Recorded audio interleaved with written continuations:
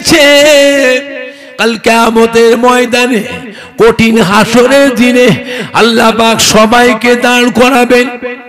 কোটি কোটি কোটি কোটি বান্দা বান্দি হায় হায় হায় হায় করে কাঁদবে। সেদিন আল্লাহ পাক আপনাকে একা আরশে আজিমের ছায়াতে উঠিয়ে নেবেন। এই কোটি কোটি বান্দার ভিড়ের ভিতরে আমি আপনার নগণ্য গরিব সাহাবা ওই ভিড়ের ভিতরে কোথায় যে এক পাশে পড়ে থাকবো। আমি যে দুনিয়ার বুকে আপনাকে না দেখলে থাকতে পারি না, কিয়ামতের কঠিন হাসরের দিনে আপনাকে না দেখে কেমন করে থাকবো। তাই মদিনার মধ্যে নববী বারান্দায় দাঁড়িয়ে আপনার চাঁদ মুখের পানে চেয়েছে, চোখের পানি গড়িয়ে যায়। এই মাটিতে একজন আসছে আমাদের মাঝে যে নিজেকে নবী দাবি করবে। কি দাবি করবে? নবী। নবী বলে প্রতিষ্ঠিত হবে। প্রতিষ্ঠিত হই সবার সামনে সে আবার নিজেকে খোদা দাবি করবে। জোরে বলুন নাউযুবিল্লাহ মিল্লাহ। ওর নামটা কি? দাজ্জাল। আসবে না এটা মিথ্যে কথা, কথা বলে না। আমরা তো আখিরি জামানার পয়গম্বরের উম্মত। আমরা কি আবার দাজ্জাল আসবে যখন দাজ্জালকেও আমরা নবী বলে মানব? আপনারা মানবেন? মানাতে গেলে কি করতে হবে? যাতে মানাতে গেলে দাজ্জাল আসবার আগে এই মাটিতে তার পরিবেশ তৈরি করা লাগবে। কথা বুঝতে পারছেন না? পাচ্ছেন না? এতক্ষণ যে বকতেছি এইগুলো সেই দাজ্জাল আসবার পরিবেশ তৈরি হচ্ছে। জোরে বলুন নাউযুবিল্লাহ মিন যালিক। এই দেখো দেখবেন জামাতে নামাজ পড়ে ইমাম যখন সালাম পেরে এরা পিছন থেকে উঠে পালায়, মুনাজাত করে না। ফরজ নামাজের পরে এরা নবীর সুন্নত নামাজটাও পড়ে না, নফল নামাজও পড়ে না। কথা বুঝতে পারছেন না? পাচ্ছেন না? এখন আবার দেখছি হাজিদের পিছনে লেগে গেছে, হাজিদের পিছনে ফেউ লেগেছে। হাজিরা কত মন পাক নিয়ে যাচ্ছে হজ করতে, আল্লাহর কাবার হজ। এদের পিছনে ফেউ লেগে যাচ্ছে। উপর দিয়ে কভার ঠিক রেখে দিয়েছে, কভার ফেস্টনটা ঠিক আছে। আবার দেখবেন বড় বড় জুব্বা, কি জুব্বা, আবার হাতে কি গো, সাঁঝ সকালে দেখবেন হাটে বাজারে রাস্তাঘাটে ঘুরে। কথা বুঝতে পারছেন না? পারছেন না? দেখে কিরম মনে হয়? কিরম মনে হয়? ফেরেশতা, ফেরেশতা। হাজিদের পিছনে লেগে যাচ্ছে, আসসালামু আলাইকুম। ছুটে যে হাইসার হাতে হাতে হাজি মুসাফা, আবার বুকে বুকে ঠেকিয়ে দিচ্ছে, বুকে বুকে ঠেকাচ্ছে। হাই সাহেব মাশাআল্লাহ আপনার কপাল, ও হজে যাচ্ছে আপনার। এই চাচাকে হজে যাচ্ছে, নাস্তা করা, খেদমত কর, ফল খাওয়া, একটু মিষ্টি খাওয়া, থামস আপ খাওয়া, জিরে পানি খাওয়া, একটু চা খাওয়া, বিস্কুট খাওয়া, কেক খাওয়া। ওরে বাপ রে বাপ, কত আপ্যায়ন আর কি সম্মান। তারপরে এবার মোহব্বত করে নিয়ে আস্তে আস্তে শুনে, হাজি সাহেব হজ করতে যাচ্ছেন, হজ করবেন আল্লাহর কাবা, আল্লাহর কাবার হজ করবেন। মদিনায় যাওয়া লাগবে না, মদিনায় যাওয়া লাগবে না। মদিনায় যাওয়াটা হজের শর্ত নয়। মদিনায় যাওয়া হজের শর্ত কি? হজের শর্ত নয়। দেখছেন কার বিরুদ্ধে বলল? কথা বলে না। আমার নবীর নাম কি বলেছে? কথা বলে না। নাম বলেছে? তো মদিনা বলতে কাকে বুঝলেন? আমার নবী না থাকলে মদিনাকে মদিনা হতো, মদিনা শরীফ হতো? হতো? মদিনায় না গিয়ে আপনার রাজুক বেড়ে যদি আসতেন ভারতের বুকে, এটা রাজুক বেগ থাকতো না, রাজুক বেগ শরীফ হয়ে যেত। কার ওসিলায়? কার জন্য? নবীর। বুঝলেন না? বলে কাবা ঘরে গিয়ে 2 রাকাত নামাজ পড়লে 2 লক্ষ রাকাত নামাজের নেকি নামায় আমাল আল্লাহ পাক লিখে দেয়। মদিনার মসজিদে নববী শরীফে 2 রাকাত নামাজ পড়লে 1 লক্ষ রাকাত নামাজের নেকি নামায় আমাল আল্লাহ পাক লিখে দেয়। সুবহানাল্লাহ। জোরে হবে না? জোরে হবে না? তার নেকি বেশি কোথায়? নেকি কোথায় বেশি? কাবায়। মদিনায় তো নেকি কম। এখন আমাদের নেকি দরকার আছে না নাই? আরে কথা বলেন না তো, নেকি দরকার আছে না নাই? তো নেকি তো বেশি কাবা শরীফে। মদিনায় যে সময়টা কাটাবো সেখানে না গিয়ে ওই সময়টা কাবা শরীফে আমল করব, নেকি ডবল ডবল নেকি পাবো। আর কথাও সত্য, কথাটা মিথ্যে নয়, কথা সত্য। এখন আপনারা বলেন, আগে আপনাদের নেকি দরকার না নাজাত দরকার? কথা বলে না? নেকি যতই থাক না, নেকি যতই থাকলে আমার মানুষ তো গুনাহ আছে না? যে যেমনই মানুষ, যে যেমনই মানুষ তার গুনাহ আছে না? কারো গুনাহ বেশি, কারো গুনাহ কম আছে তো, নাকি না? গুনাহ ছাড়া কোনো মানুষ আছে কি? এক জাররা পরিমাণও যদি গুনাহ থাকে, আল্লাহ যদি কিয়ামতের হিসাবের দিন যদি ধরে, কি হবে? ওই 1 জাররা গুনাহটাই আপনার জন্য জাহান্নামে যাওয়ার ওসিলা হয়ে যাবে। হবে না? হবে না? তাহলে আপনারা বলেন, নেকি দরকার না নাজাত দরকার? সওয়াব দরকার না মাপ দরকার? তো নবীর কাছে গেলে কি পাওয়া যায়? নবীর কাছে গেলে নাজাত পাওয়া যায়, নবীর কাছে গেলে মাপ পাওয়া যায়। নবী ছাড়া একটা উম্মত নাজাত পাবে না। নবী ছাড়া একটা উম্মত বেহেশতে যেতে পারবে না। তাহলে নবীর কাছে যাওয়া দরকার আছে না নাই? সওয়াব তো আমরা এমনি পাবো, সওয়াব তো আমরা এমনি পাবো, আমল করলেই তো সওয়াব পাবো, না পাবো না? নাজাত সব জায়গায় পাবে না, একমাত্র নবী ছাড়া একটা উম্মত নাজাত পাবে না। নবী ছাড়া একটা উম্মত মাপ পাবে না। কথা বুঝতে পারছেন? কথা বুঝতে পারছেন না? আমার ভাইজান না, বাপ জানে না, যুবকেরা, তাহলে মদিনায় যাওয়া দরকার আছে না নাই? আখিরি জামানা, এটা কঠিন সময়, কঠিন সময়। দুনিয়া এখন শুরুতে না শেষের দিকে? ভালোর দিকে না খারাপের দিকে?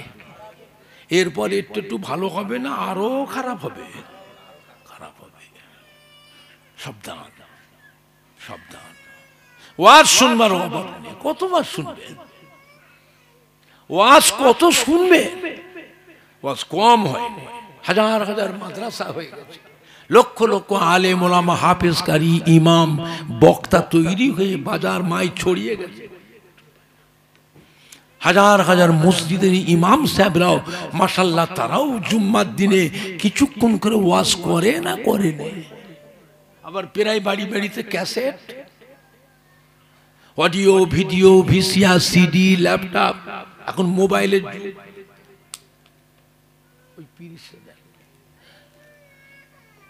বাবা, ওয়াজ শোনার অভাব নেই, কত শুনবে? মসজিদের ইমামরাও দেখবেন জুমার দিনে কিছুক্ষণ করে ওয়াজ করে না, করে না। ওয়াজ কিন্তু মোবাইলের ওয়াজ শুনবেন না, মোবাইলের ওয়াজ শুনবেন না। কেন না, মোবাইলে যে ওয়াজ করে বিভিন্ন দলের মুফতি আছে, আছে না নাই? বিভিন্ন দল মতের মুফতি আছে। ওয়াজ শুনতে গেলে আপনাকে আহলে সুন্নাতুল জামাতের মানুষ যেমন আহলে সুন্নাতুল জামাতের আলেম মাওলানাদের ওয়াজ শুনতে হবে। খবরদার, ছাতা পাল্টাবেন না। ছাতা একটা ছাতার নিচেই থাকবে। যদি একটা ছাতার নিচে আমরা মজবুত ভাবে থাকতে পারি, যত বালা মুসিবতি আসুক আর যত ঝড় তুফানি আসুক, যা ছাতার নিচেই থাকবো, আমাদের জন্য তিনার উপর একটা দায়িত্ব থাকবে না থাকবে না? একটু হানা কিছু বলে, আপনার জানা নাই? কিয়ামতের কঠিন হাসরের দিনে আখিরি জামানার পয়গম্বরের উম্মতের ঝান্ডার নিচে, উম্মতের ছাতার নিচে কিয়ামতের ময়দানে অন্যান্য নবী আলাইহিমুস সালামরাও এসে আশ্রয় নেবে। জোরে বলুন, জোরে বলবেন না? খবরদার, আখিরি জামানা এটা। ও দুনিয়ার মধ্যে বেহেশতের বাগান, আর একটা জায়গা আছে কোথায়? মদিনা শরীফে। মা বাইনা মিম্বারি ওয়া রাউজাতি রাউজাতুম মির রিয়াজুল জান্নাহ। মদিনার মসজিদে নববী শরীফের ভিতরে যে জায়গাটাতে আমার আপনার নবী নূর নবী, দয়া নবী, হুজুর যেখানটাই ইমামতি করতেন, হুজুরের ইমামতি জায়গা থেকে নিয়ে হুজুরের রওজা মোবারক পর্যন্ত এই জায়গাটা হলো একটা জান্নাতেরই টুকরা। জোরে বলুন, আর একটু জোরে বলুন। ওই জায়গায় গিয়ে বসুন, বসার জায়গা না পাবেন দাঁড়িয়ে থাকুন। খবরদার, এমন একটা জায়গা যেখানে সারা বিশ্বের মুসলমান এসে জমা হয় না, হয় না? একটু হানা কিছু বলে, ভিড় কেমন হয়? ভিড়ের কথাটা কেউ বলে বোঝাতে পারবে না। নিজের চোখে দেখা, আর আপনি না গিয়ে হাজী সাহেবরা ঘুরে এসছে তাদের কাছে বসে বসে সেই জায়গার গল্প শুনছেন। হ্যাঁ বাবা, চোখে দেখার গল্প শোনা কি চোখে দেখার মতন হবে? বসুন, আল্লাহ জি নসিবের আগে মনে রাখবেন। বসুন, বসার জায়গা না পাবেন দাঁড়িয়ে থাকুন। জায়গা ছাড়া চলবে না, জায়গা ছেড়ে দিলে আর পাবেন না। এমন একটা জায়গা যেখানে বারবার সুযোগ পাবেন না, বারবার সুযোগ পাবেন না, বুঝলেন? বসুন, বসা জায়গা না পাবেন দাঁড়িয়ে থাকুন। ওই জায়গার মধ্যে থাকুন, ঘুরে ঘুরে বেড়াবেন, চেয়ে চেয়ে দেখবেন, মনে করবেন আপনি আল্লাহ পাকের বেহেশতের ভিতরেই বসে আছি। জোরে বলুন না। আল্লাহ আমাদের সকলকে কবুল করুন। জোরে বলুন আল্লাহুম্মা আমিন। জোরে বলেন না আল্লাহ। আল্লাহ নবী ফরমাতে, যে ব্যক্তি মদিনার মসজিদে নববী শরীফে 40 ওয়াক্ত নামাজ বা জামাতের সাথে আদায় করলেন, কিয়ামতের কঠিন হাসরের দিনে আমি রাসূলুল্লাহ সাল্লাল্লাহু আলাইহি ওয়াসাল্লাম তাকে সাথে করে নিয়ে আল্লাহর বেহেশতে নিয়ে যাব। জোরে বলেন না। হ্যাঁ বাবা, আল্লাহ নবীর কথার উপরে কেউ সন্দেহ করলে ঈমান থাকবে? হ্যাঁ,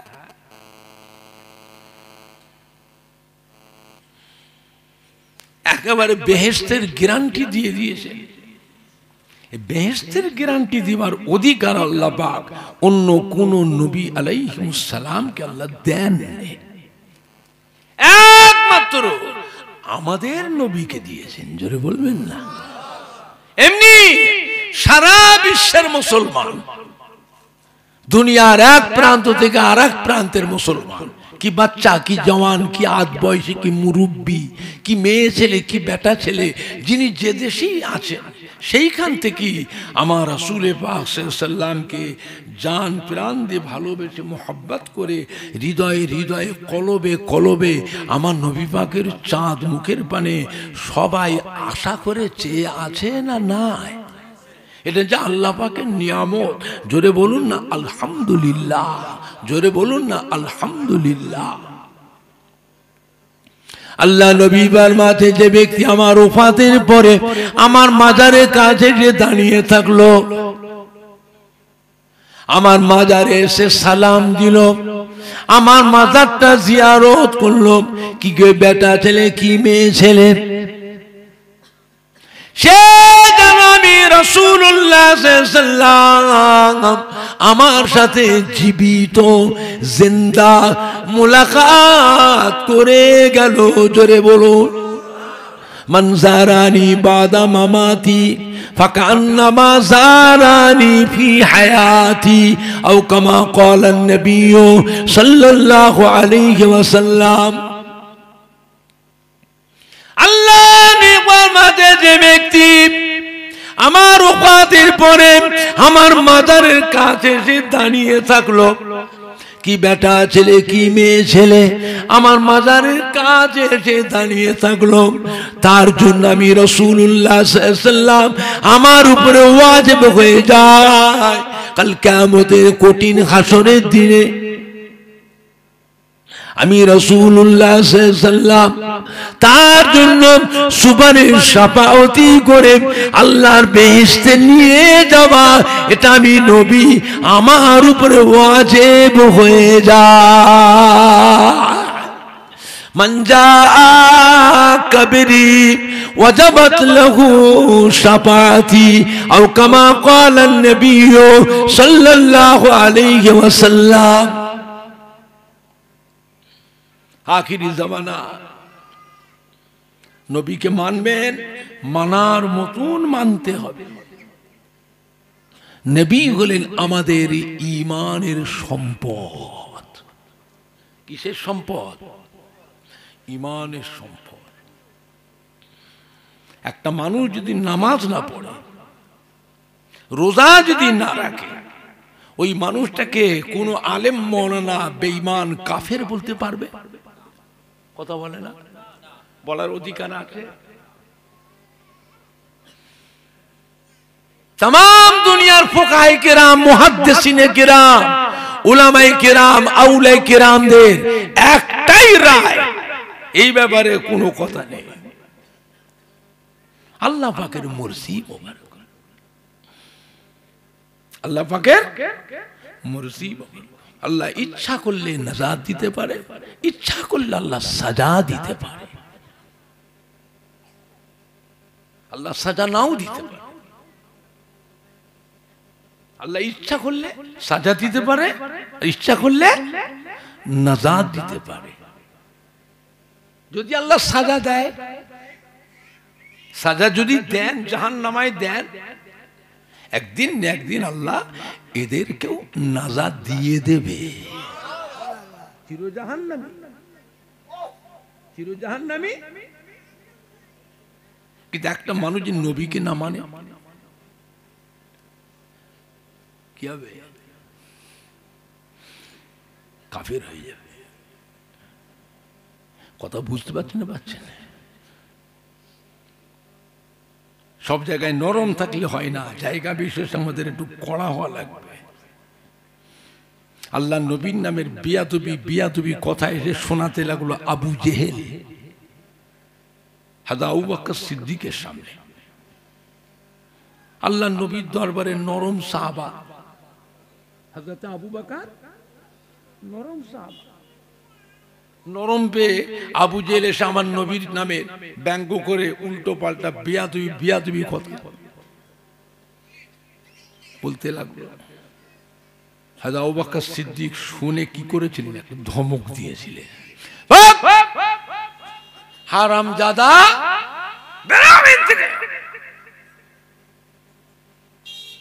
এমন জোরে ধমক দিয়েছে, আবু জেহেল তো ভয়েতে ছুট। অনেকটা তফা থেকে দাঁড়িয়ে পেছন দিকে ফিরে, কি ব্যাপার আবু বকর, আপনি তো নরম মানুষ, সারা দুনিয়ার মানুষ জানে হযরত আবু বকর সিদ্দিক নরম মানুষ, হঠাৎ করে আপনি এত গরম হয়ে গেলেন কেন? আপনার টেম্পারটা এত বেড়ে গেল? হযরত আবু বকর সিদ্দিক কি বলেছিলেন? থাম, তুই জানিস নি আমি আবু বকর হচ্ছি আল্লাহ নবীর দিওয়ানা। কার দিওয়ানা? নবীর দিওয়ানা। তুই আমার সামনে আমার নবীর নামের বেয়াদবি কথা বলবি, আর আমি চুপ মেরে শুনবো?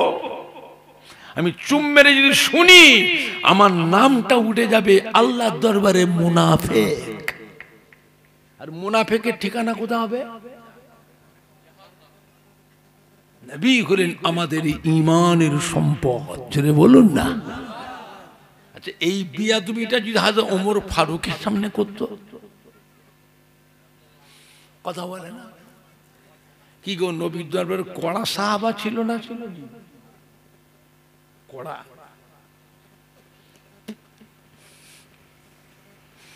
হযরত ওমর ফারুক আবু বকর সিদ্দিকের মতো হলে একটা একটা কথার উত্তর দিতেন, নরম ভাবে কথার উত্তর দিতেন। কি বলতেন? এই হারামজাদা শয়তান, কি বললি? আমাদের নবী পাগল, আমাদের নবী বদ্ধ পাগল। আর কি বললি? আমাদের নবী জাদুকর। জোরে বলুন নাউযুবিল্লাহ। কাফেররা নবীকে জাদুকর বলেছে না বলেন? পাগল বলেছে না বলেন? নবী আমার কাবা ঘরের বারান্দায় বসতেন, দেওয়ালে, কাবা ঘরের দেয়ালে বসতেন। আমার নবী পাকের নূরের আলোতে গোটা কাবা ঘরের ঘরটা, দেওয়ালটা আলোয় আলোকিত হয়ে যেত। জোরে বলবেন না? আবার নবী পাক কি করতেন? কাবা ঘরের চত্বরে বসে কোরআন পাক তিলাওয়াত করতেন। আল্লাহ আমাদের নবীকে এমন মধুর ইলহাম দিয়েছিলেন, নবী পাক মধুর ইলহামে কোরআন পাক তিলাওয়াত করতেন। কাবা ঘরে মানুষগুলি সব ছুটে ছুটে এসে আমার নবী চাঁদ মুখের পড়েছে, চতুর্দিকে ভিড় করে দাঁড়িয়ে আমার নবীর নূরের হাত ধরে ইমানের কলেমা পড়ে মুসলমান হয়ে যেত। জোরে বলুন, জোরে বলবেন না? আর কাবা ঘর এমন একটা ঘর, যে ঘরে সারা দুনিয়ার মানুষ আসে না? আসে না? কথা বলে না? ভিড় হয় না? হয় না? এখন হচ্ছে না? আগেও হতো? আগে হতো না? আমার নবীর জামানা থেকে হচ্ছে। যেখানে 1,26,000, মতান্তরে 2,26,000 নবী রাসূল পয়গম্বর আলাইহিমুস সালাম, প্রত্যেকটা নবীদের জবানে একটাই কথা ছিল, আল্লাহর কাবাকে মানো, আল্লাহর কাবার তাজিম করো, আল্লাহর কাবার সম্মান করো। তার প্রত্যেকটা নবীদের জবানে কি কথা ছিল? আল্লাহর কাবা। সব মানুষগুলোকে প্রত্যেকটা নবীরা সব কাবা মুখ করেছিলেন। জোরে বলবেন না? তার ভিড় আগেও হতো না? আর আমার নবী করতেন কাবা ঘরের বারান্দায় বসতেন। নবীর ঘরটা তো কাবা ঘরের কাছেই। হযরত আমিনা রাদিয়াল্লাহু আনহার ঘরটা এখনো আছে না? না কি গো, আছে না? এখনো আছে। নবী পাক যে ঘরটাই তওয়াল্লাদ হয়েছিল, মৌলুদুন নবী, যেটা, সেটা এখনো আছে। ওই ঘরটাকে সৌদির বাদশা কুতুবখানা করেছে, কুতুবখানা করেছে, বুঝলেন না? ঘর থেকে এসে হুজুর আমার কাবা ঘরে বারান্দা বসতেন, আর হুজুরের নূরের চেহারার আলোতে গোটা কাবা ঘরের দেওয়ালটাও আলোকিত হয়ে যেত। নবী পাক মধুর ইলহামে কোরআন পাক তিলাওয়াত শুনতেন। দেশ বিদেশের মানুষ যারা কাবা ঘরে এসেছে, সব হুজুরের চাঁদ মুখটা দেখে সব ছুটে ছুটে নবীর কাছে ভিড় করে দাঁড়াতো। আমার নবী পাকের নূরের জবানের মধুর ইলহামের কোরআন পাক তিলাওয়াত শুনে মানুষ আর স্থির থাকতে পারত না। সব এসে আমার নবীর কাছে ভিড় জমিয়ে নূরের হাত ধরে ইমানের কলেমা পড়ে মুসলমান হয়ে দেশ বিদেশে ছড়িয়ে যেত। জোরে বলবেন না? নবীর কাছে ইমানের কলমা পড়ার জন্য কাফেররা সাহাবাদের উপর অত্যাচার করতো না, করতো নি? কথা বলে না? এত কষ্ট দিত। মরুভূমির গরম উত্তপ্ত বালুর উপরে চিৎ করে ফেলে, বুকের উপরে ভারী ভারী গরম পাথরগুলো চাপিয়ে দিত, লোহার শিকগুলোকে আগুনে পুড়িয়ে লাল করে নিয়েছে। আমার নবী সাহাবাদের হাতে পায়ে বুকে পিঠে মুখে গালের ভিতর আগুন ঢোকাতো। জোরে বলুন নাউজুবিল্লাহ। কি নিষ্ঠুর চিন্তা করেন! এরা মানুষ, এরা মানুষ। হযরত বেলালের পায়ে চামড়া দড়ি বেঁধে দিয়েছে, ওই দড়িটাকে নিয়ে যে ঘোড়ার কোমরে বেঁধে দিয়েছে, ঘোড়ার পিঠে চাবুক মারছে, ঘোড়া ছুটছে। হযরত বেলাল রাদিয়াল্লাহু তাআলা বালুতে কাকরে পাথরে পড়ে ঘিসরে ঘিসরে ঘোড়া ছুটছে, ঘিসরে ঘিসরে পিঠে ছাল চামড়া, মাথার ছাল চামড়া উতরে যাচ্ছে। হযরত বেলাল অজ্ঞান বেহুশ হয়ে গিয়েছে। ঘোড়া দাঁড় করিয়ে মুখে গালে পানি দিয়ে সুস্থ হোঁশ করে বলে, এ বেলাল এখনো বলো, হযরত মুহাম্মাদের কলেমা ছাড়বি কিনা বল। হযরত মুহাম্মাদের কলেমা ছাড়বি কিনা বল। হযরত মুহাম্মাদের দরবার ছাড়বি কিনা বল, না জীবন দিবি? মেরে ফেলবো। আদা মরা তো হয়েই গেছিস, তোকে জেন্তু রাখবো না, মেরে ফেলবো, বল ছাড়বি কিনা। হযরত বেলাল কি বলেছে ওই অবস্থাতে? এই মক্কা নিষ্ঠুরে দলেরা, এ মক্কার পাষাণ পাষাণীরা, এ কুফারে কুরাইশা শুনে রাখ, জীবন দিয়ে দেবো, ইমানের কলেমা ছাড়বো না, জীবন দিয়ে দেবো, হযরত মুহাম্মদ সাল্লাল্লাহু আলাইহি ওয়াসাল্লামের দরবার ছেড়ে দিতে পারবো না। জোরে বলুন, আর একটু জোরে বলুন, নারে দেখবে। চিন্তা করেছে?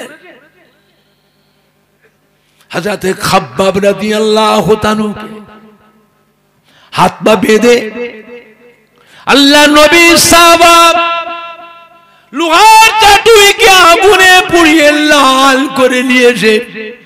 হযরত খাব্বাবকে ধরে হাত পা বেঁধে তার উপরে শুইয়ে দিয়ে,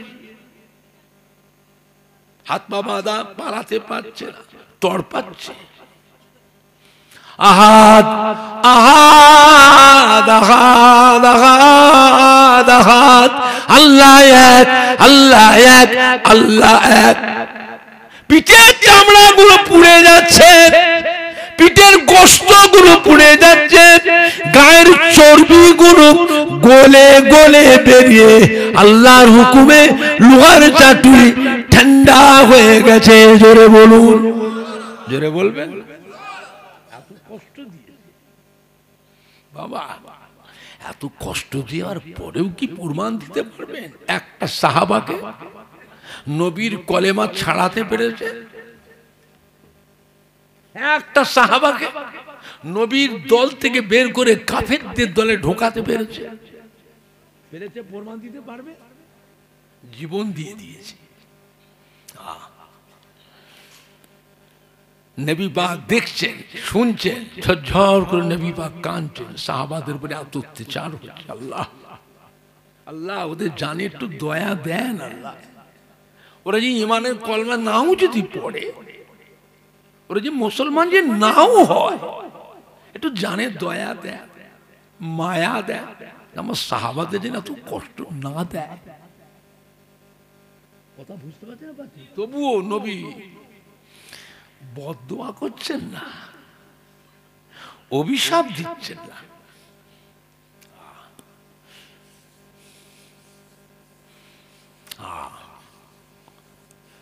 ও ভাইজানেরা, ও জান যুবকেরা, ও আমাদের ছেলেরা, সোনার মালিকরা, ও আমার ভাইজানেরা, চিন্তা করুন, চিন্তা করুন, এত কষ্ট দিয়েছে নবীর সাহাবাদের, তবুও নবী আমার বদদুয়া করেন না, অভিশাপ দেন না। নবী চোখের পানি ফেলে কাঁদছেন, আবার তাদের হেদায়েতের জন্য আল্লাহ পাকের দরবারে দোয়া করছে। জোরে বলুন, জোরে বলবেন না? চিন্তা করে তায়েফের যুদ্ধে আমার নবীর উপরে কি কষ্ট দিল। হ্যাঁ, তায়েফের ময়দানে আমাদের নবীকে কত মারা মেরেছে, মেরে মেরে গোটা শরীরটাকে রক্তাক্ত করে দিয়েছে। হ্যাঁ, ক্ষত বিক্ষত করে দিয়েছে। যে জায়গায় নবী পাককে মেরেছিল কাফেররা, আমি সেই জায়গায় গিয়েছি, নিজের চোখে দেখেছি। এখনো সেই জায়গায় আমার নবীর রক্তের দাগ এখনো আছে। আমি এবছরও গিয়েছিলাম, বুঝলে। একজন সাহাবা আমার নবী পাকের ওই অবস্থায় তার আঙ্গুরের বাগান থেকে এক গ্লাস আঙ্গুরের রস নিয়ে এসে আমার নবী পাককে খাইয়েছিলেন। জোরে বলবেন না? আর একটু জোরে বলা যাবে না? সেই জায়গাটা একটা মসজিদ তৈরি হয়েছে, আমি নিজে গিয়ে দেখে এসেছি আঙ্গুরের বাগান। বুঝলে, এত মারা মেরেছিল নবী, বেহুশ অজ্ঞান হয়ে পড়ে গিয়েছিলেন, হোশ ছিল না তার। কাফেররা ওই অবস্থায় ধরে টেনে টেনে নিয়ে গিয়ে মরুভূমির উত্তপ্ত বালুর উপরে শুইয়ে দিয়ে পাহাড়ের উপরে ফেলে রেখে চলে গেছে। ওরা জানার বেঁচে নাই, ওরা জানে শেষ হয়ে গেছে। কিন্তু আল্লাহ পাক ওই অবস্থার ভিতরেও আমাদের নবীকে আল্লাহ জীবিত রেখেছিলেন। জোরে বলবেন না? ওরা জানে না, ওরা জানান বেঁচে না। আল্লাহ রাব্বুল পাকের জিবরাইল সালামকে, ও হযরত জিবরাইল সালাম এখনই চলে যান, গিয়ে দেখেন আমার হাবিবের উপরে কি হচ্ছে।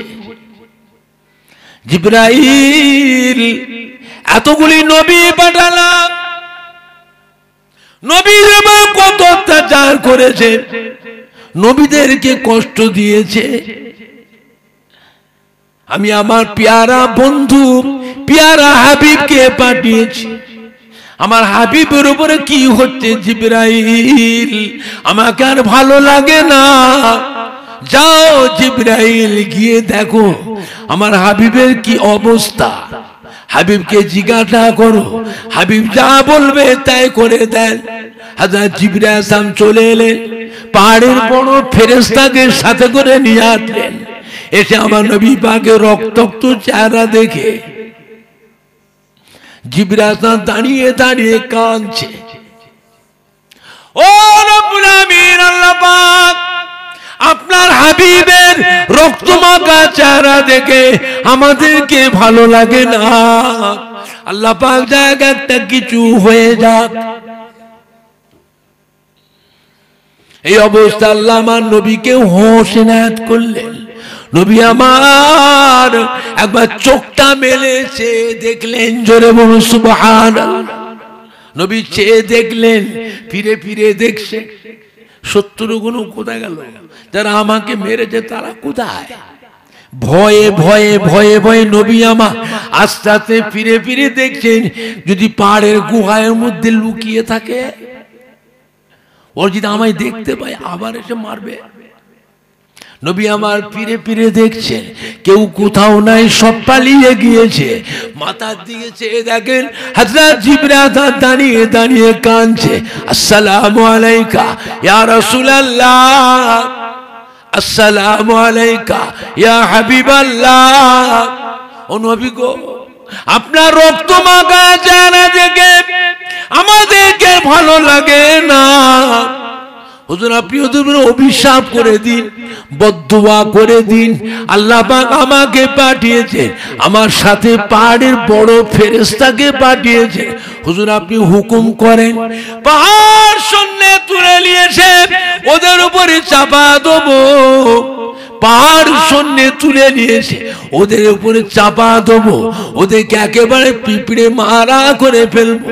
নবী আমার ওই অবস্থায় রক্তমাখা চারা নিয়ে জিবরাইলের মুখের পড়েছে, একটু নূরের ঠোঁটে রক্তমাখা অবস্থায় একটু মুচকে হাসলেন। জোরে বলুন, জোরে বলবেন না?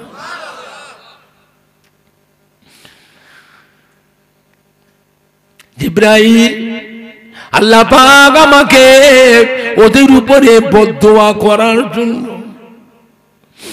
অভিশাপ দেবার জন্য পাঠান না গো, বরং আল্লাহ পাক আমাকে ওদের উপরে দয়া স্বরূপ করে, রহমত স্বরূপ করে, ওমা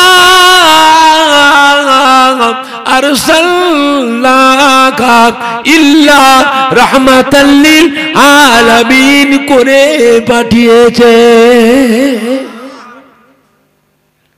ও ভাইজানেরা, ওই অবস্থা আমাদের নবী রক্তমাখা চারা নিয়ে খুব কষ্ট করে উঠে বসলেন।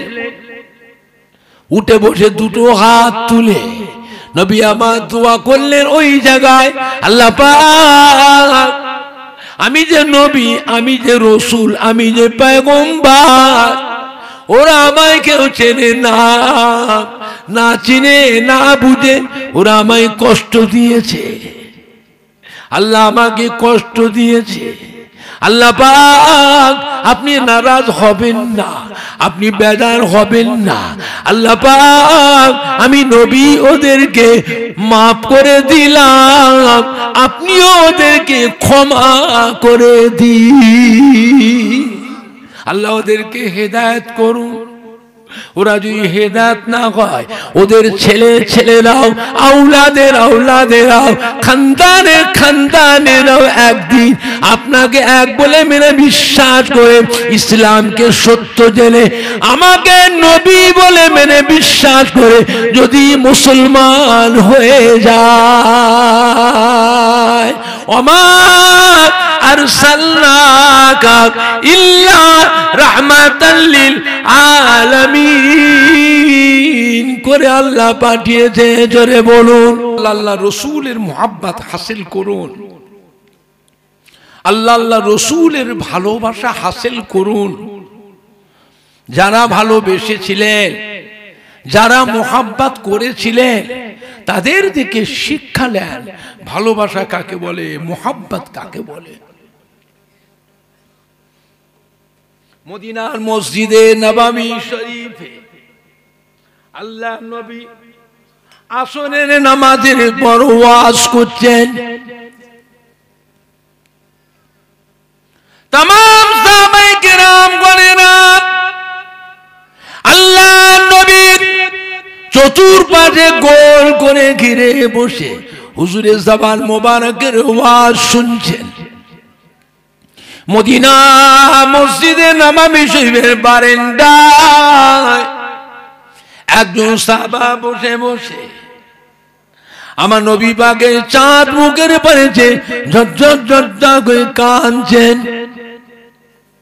ওয়াজ করতে করতে আল্লাহ নবীর লক্ষ্য পড়ে গেছে। হুজুর জিজ্ঞাসা করছে, বাবা কাঁদছেন কেন? ও আমার সাহাবা, কি হয়েছে বাবা? একা বারান্দায় বসে তুই কাঁদছেন কেন? কি হয়েছে বাবা? কেউ কিছু বলেছে? এদিকে উঠে আসেন। সাহাবাজন উঠে এসে মদিনার মসজিদ নববীর ভেতরে আল্লাহ নবী পেছনে গিয়ে বসলেন। মাথাটা হ্যাট করে ঝরঝর ঝরঝর করে কাঁদছেন। আল্লাহ নবী জিজ্ঞাসা করছে, বাবা কি হয়েছে আপনার? অত কাঁদছেন কেন বাবা? বাড়িতে কোনো অশান্তি করে এসেছ? ছেলে মেয়ের সাথে, বিবির সাথে ঝামেলা করে পালিয়ে এসেছ? মদিনার মসজিদে নববীর বারান্দায় বসে লজ্জার খাতিরে বাড়িতে যেতে পারছো না, তাই বারান্দায় একা বসে ছেলে মেয়ের চিন্তায়, বিবির মায়ায় বসে বসে কাঁদছো। সাহাবাগণ বললেন, ইয়া রাসূলুল্লাহ, ইয়া হাবিবাল্লাহ, হুজুর বিয়াদবি মাফ করুন, আমি আমার সংসারের ব্যাপারে কাঁদি নাই, ছেলে মেয়ে বিবির জন্য কাঁদি নাই, আমি আপনার একজন অগণ্য গরিব সাহাবা, মনটা আমার চায় সব সময় হুজুর আপনার চাঁদ মুখের পানে চেয়ে থাকি, মনটা আমার চায় সব সময় হুজুর আপনার দরবারে পড়ে থাকি, মনটা আমার চায় সব সময় হুজুর আপনার কাছে বসে আপনার একটু সেবা যত্ন খেদমত করি। ইয়া রাসূলুল্লাহ, ইয়া হাবিবাল্লাহ, হুজুর আপনি যখন আমাকে দেখতে পান আর আমায় থাকতে দেন নাই, আমাকে ডেকে বাড়ি বাড়ি যাও, তুমি বাড়ি যাও, তুমি এখন সব সময় এখানে বসে থাকো, তোমার সংসার নাই, সংসারে কাজ কাম নাই, তোমার বাড়িতে ছেলে মেয়ে বউ নাই, ওটা বাড়ি যাও। সাহাবা যে কেন পড়ে থাকে, কেন যে কাঁদে, সে কার দিওয়ানা, সে কার পাগল, এটা আমার রাসূলে পাক জানতেন না জানতেন না? কথা বলেন, সব সাহাবা এক। এর মধ্যে কিছু খাস মহাব্বতী সাহাবা ছিল না ছিল না? নবী জানতেন না? তারপরেও হুজুর ধমক দিচ্ছেন কেন? এই ধমক দেওয়াটা হলো আল্লাহর হুকুম। হাবিব, ওদেরকে জমিয়ে রাখবেন না, ওদের সংসার আছে, বাড়িতে ছেলে মেয়ে বউ আছে, সব সময় যদি আপনার দরবারে পড়ে থাকে সংসারের গার্জিয়ান, তাহলে সংসার চলবে? চলবে? ছেলে মেয়েগুলো খাবে কি? ওকে পাঠান, দেখে আসুন ও ছেলে মেয়েগুলো কি করছে, আর বউটা কিভাবে সংসারটাকে মেনটেনেন্স করছে, ও দেখে আসুক। ও আবার আসবে, ও আবার আসবে, ওকে আসার কথা বলতে হবে না, কিন্তু আপনার কাছ থেকে উঠে যাবে। আপনার নূরের চাঁদ মুখটা যে একবার দেখেছে, দুনিয়ার সব কথাটা সে ভুলে যাবে। জোরে বলবেন না? এটা আপনাকে করি যাবে, আপনি বলুন তবে যাবে। হুজুর যে হাঁকার দিতেন, ধমক দিতেন, ওইটা হচ্ছে যে আল্লাহর হুকুম। সাহাবা বলে, ইয়া রাসূলুল্লাহ, ইয়া হাবিবাল্লাহ, হুজুর আপনি যখন আমাকে দেখতে পান আর আমায় থাকতে দেন নাই, আমাকে বাড়ি পাঠিয়ে দেন, আমি আপনার হুকুমের বেয়াদবি করতে পারি না, আপনার হুকুমে আমি বাড়ি চলে যাই। বাড়িতে যখন যাই, বাড়ি যাবার সময় আমার অন্তরের মধ্যে একটা জ্বলন শুরু হয়ে যায়, আপনার দিদারের জ্বলন, নূরে চাঁদ মুখটা দেখবার জ্বলন শুরু হয়ে যায়। জ্বলে জ্বলে জ্বলে জ্বলে জ্বলে জ্বলে বাড়িতে যায়, বাড়ি থেকে কাজ কাম করি, সংসার দেখাশোনা করি, ছেলে মেয়ে বিবি বাচ্চাদের তত্ত্বাবধান করি। ইয়া রাসূলুল্লাহ, ইয়া হাবিবাল্লাহ, আমার অন্তরে জ্বলন যখন বেশি হয়ে যায়, তখন আমাকে আর কাজ কাম ভালো লাগে না, সংসার ভালো লাগে না, ছেলে মেয়ে ভালো লাগে না, বিবি আমায় ভালো লাগে না, ভালো লাগে শুধু আপনার নূরের চাঁদ মুখটা এক নজর দেখতে। ইয়া রাসূলুল্লাহ, ইয়া হাবিবাল্লাহ, ওই সময় কাজ কাম বন্ধ করে দি, সংসার ফেলে রেখে, ছেলে মেয়ে বিবি বাচ্চা কাউকে কিছু বলি না, আমি আমার সংসার থেকে বেরিয়ে যাই। কোথায় যায়, কার কাছে যায়, কোথায় যায়, ছেলে মেয়ে বিবির কাছে বলে আসি না, সবাই বাড়িতে থাকে, আমি আমার নিজের মন থেকে সংসার থেকে বেরিয়ে যাই, সংসার থেকে বেরিয়ে যে টুক টুক টুক টুক করে মদিনার রাস্তায় হেঁটে হেঁটে আসি। মরুভূমিতে যখন পৌঁছায়, মরুভূমিতে যে ছুটে ছুটে এসে মদিনা মসজিদে নববী শরীফের বারান্দায় এক নজর দাঁড়িয়ে, মদিনার নববী বারান্দায় দাঁড়িয়ে এক নজর আপনার চাঁদ মুখের পানে চেয়ে দেখি। এক নজর দেখার সাথে সাথে আমার অন্তরের জ্বলনটা ঠান্ডা হয়ে যায়। ইয়া রাসূলুল্লাহ, ইয়া হাবিবাল্লাহ, আজকে মদিনার মসজিদে নববী শরীফের বারান্দায় দাঁড়িয়ে আপনার চাঁদ মুখের পানে চেয়ে আমার একটা কথা মনে পড়ে গিয়েছে। কাল কিয়ামতের ময়দানে, কঠিন হাসরের দিনে আল্লাহ পাক সবাইকে দাঁড় করাবেন। কোটি কোটি কোটি কোটি বান্দা বান্দি হায় হায় হায় হায় করে কাঁদবে। সেদিন আল্লাহ পাক আপনাকে একা আরশ আজিমের ছায়াতে উঠিয়ে নেবেন। এই কোটি কোটি বান্দার ভিড়ের ভিতরে আমি আপনার নগণ্য গরিব সাহাবা ওই ভিড়ের ভিতরে কোথায় যে এক পাশে পড়ে থাকবো। আমি যে দুনিয়ার বুকে আপনাকে না দেখলে থাকতে পারি না, কিয়ামতের কঠিন হাসরের দিনে আপনাকে না দেখে কেমন করে থাকবো। তাই মদিনার নববী বারান্দায় দাঁড়িয়ে আপনার চাঁদ মুখের পানে চেয়ে চোখের পানি গড়িয়ে যায়।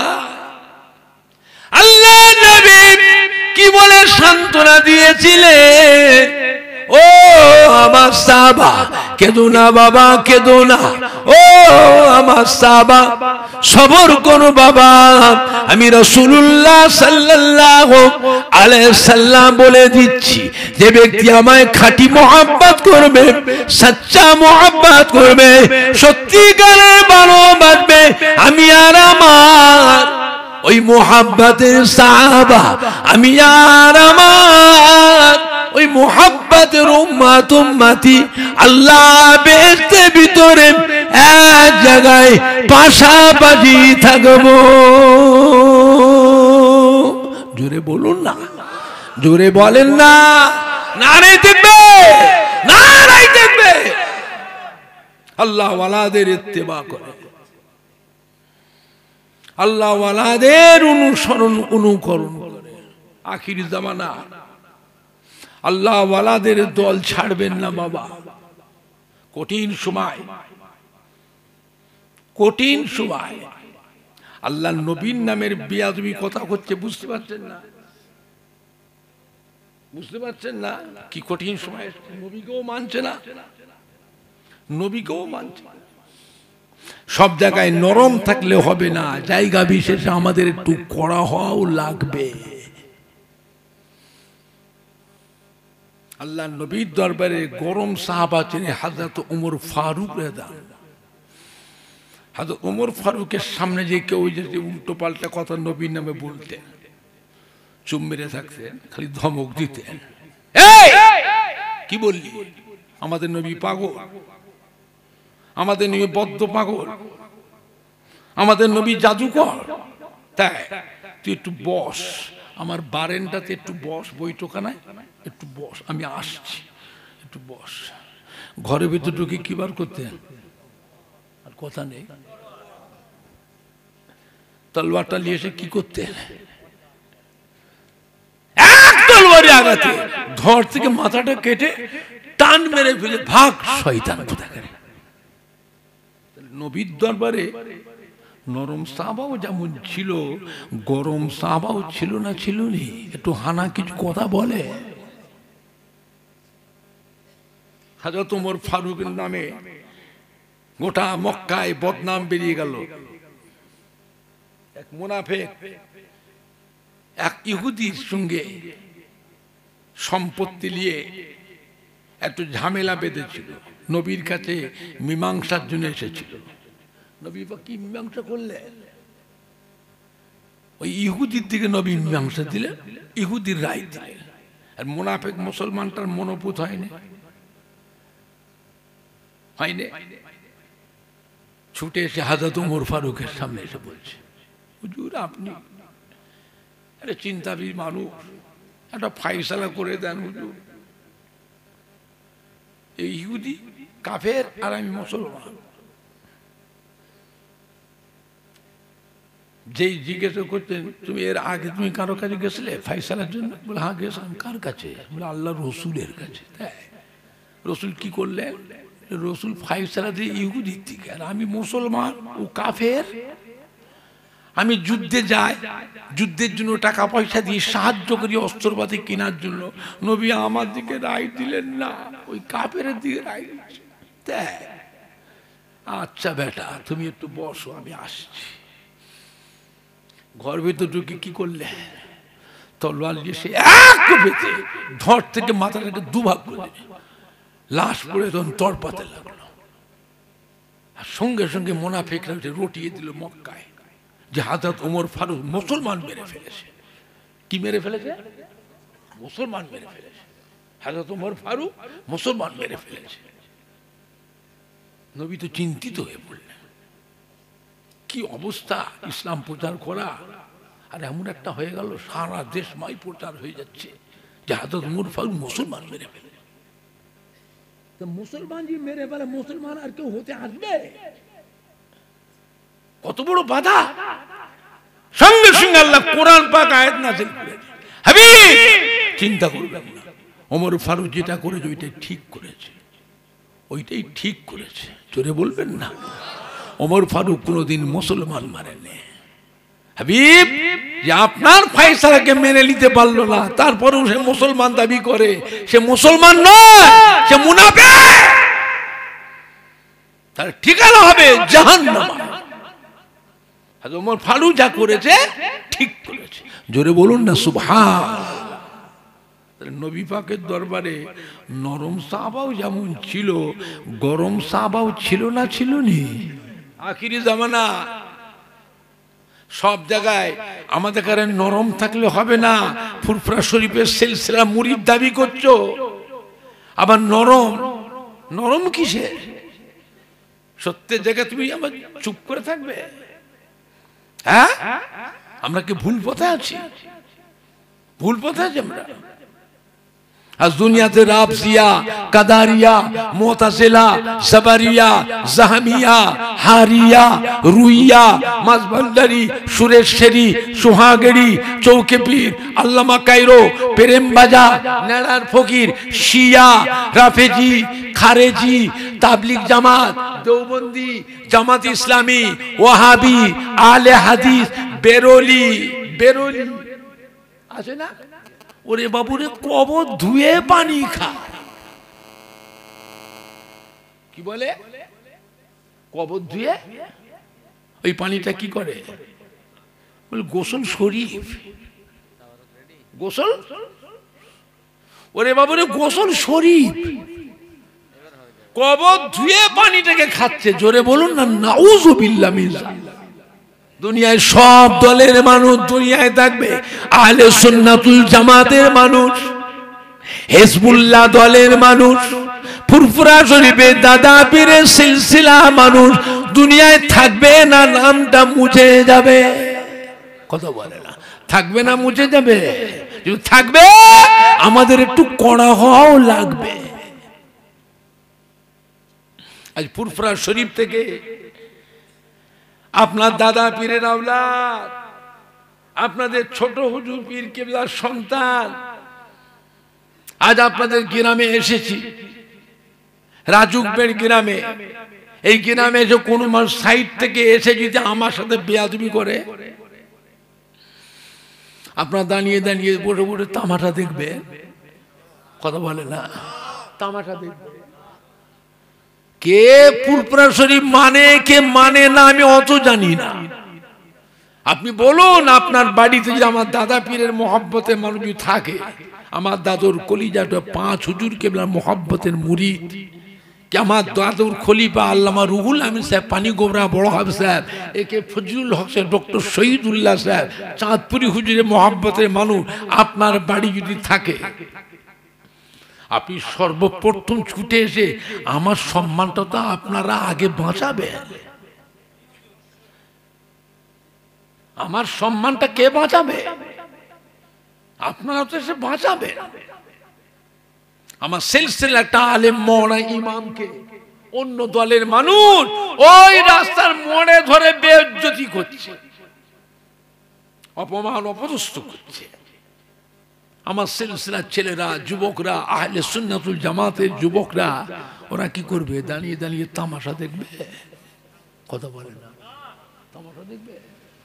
তার প্রতিবাদ করা, মোকাবিলা করার দরকার আছে না নাই? নরম ভাবে না গরম ভাবে? নরম ভাবে, গরম ভাবে, এমন ভাবে মোকাবিলা করা লাগবে ওদের দলের একটা মানুষ যেন আমার পাড়াতেও যেন না ঢোকে। কথা ঠিক বলছি না ভুল বলছি? কথাটা সব জায়গায় নরম হলে হয় না, জায়গা বিশেষে আমাদের একটু কড়া হওয়া লাগবে। এটা আখিরি জামানা। আল্লাহ আমাদের সকলকে হেফাজত করুন। জোরে বলুন আল্লাহুম্মা আমিন। জোরে বলুন না আল্লাহুম্মা আমিন। সবাই একটু উঠে দাঁড়ান তো, একটু সালাম পড়িয়া নবী সালাম। কি রে, টাইট হয় না তো? দাঁড়া দাঁড়া দাঁড়া দাঁড়া দাঁড়া।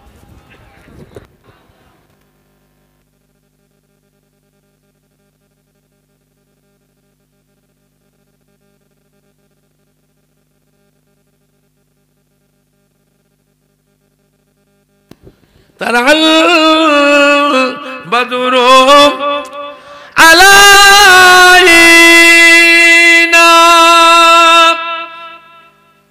من ثنيات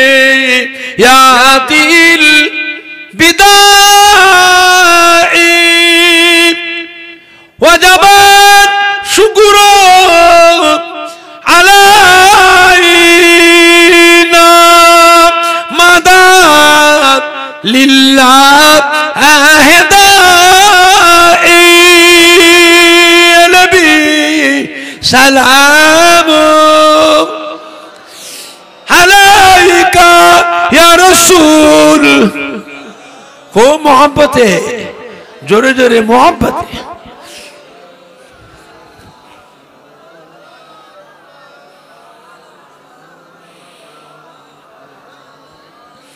आप सुल्ताने मदीना मोहब्बते वही हो सकीना नूर से महमूद रसीना मिश्क से बेहतर पसीना या नबी सलाम हो मोहब्बत या रसूल सलाम अलैका।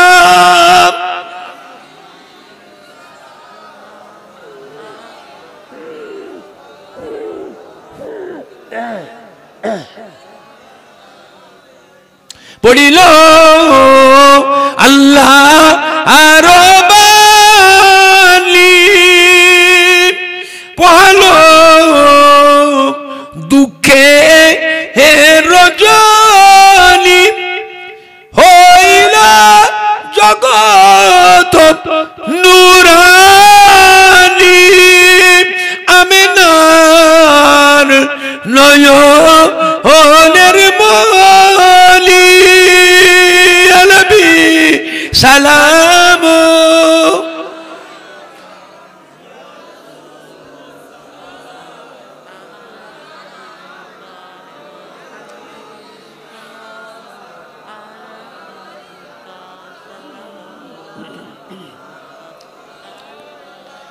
কঠিন হাসরের দিনে কি আছে মোদের কপালে গুণগান উম্মাহ উম্মতি বলে লইবেন আপন কোলে নবী সালাম ইয়া রাসূল সালাম ইয়া হাবিব সালাম আলাইকা আল্লাহ আলাইকা ইয়া রাব্বি সাল্লি ওয়া সাল্লিম দাইমান আবাদা।